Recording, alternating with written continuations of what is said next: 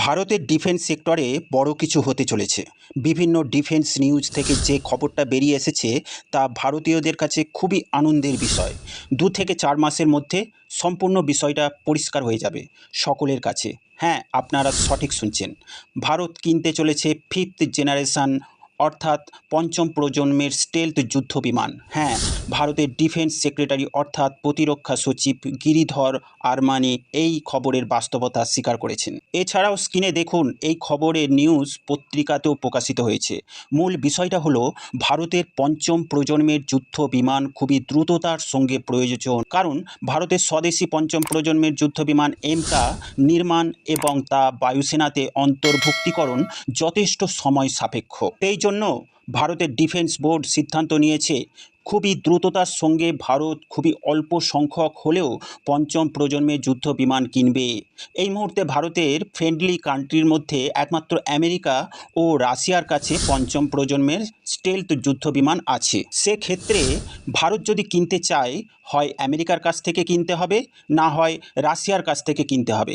এক্ষেত্রে ভারত এও সিদ্ধান্ত নিতে পারে কিছু বছরের জন্য লিজে যুদ্ধবিমান 18টা বা 36টা সংখ্যক নেওয়ার বিষয়ে ভারতের ডিফেন্স বোর্ড চিন্তাভাবনা করছে।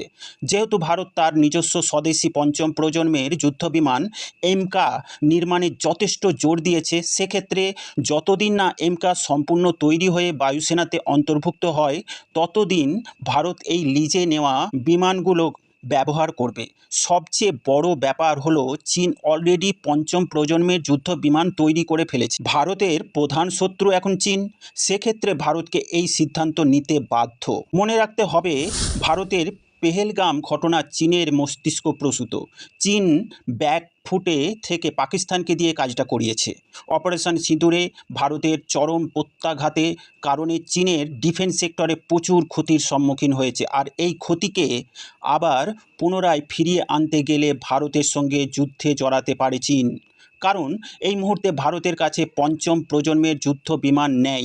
অতএব ভারতের দুর্বল এয়ার ডমিনেন্স এখন এর ক্ষেত্রে চীনের হাতিয়ারের কোয়ালিটি প্রমাণ করতে গেলে চীনকে যুদ্ধের ময়দানে নামতেই হবে, নইলে পৃথিবীর কোনো দেশ চীনের হাতিয়ার কিনছে না এই মুহূর্তে। এমনকি যেসব দেশ আগে চীনকে অর্ডার দিয়ে রেখেছিল তারাও অর্ডার ক্যান্সেল করে দিচ্ছে। দীর্ঘ 25 বছরের পরিশ্রম চীন সহজে চোখের সামনে নষ্ট হতে দিতে চাইবে না। সব মিলিয়ে চীনের মাথায় যে একটা বড় ধরনের খিচুড়ি পাকছে সেটা নিশ্চিত। সেই কারণে ভারত এই পঞ্চম প্রজন্মের যুদ্ধ বিমান কেনার বা লিজে নেওয়ার সিদ্ধান্ত নিতে পারে। তবে ভারত যে সিদ্ধান্তই নিক আমরা 2-4 মাসের মধ্যে জানতে পারবো।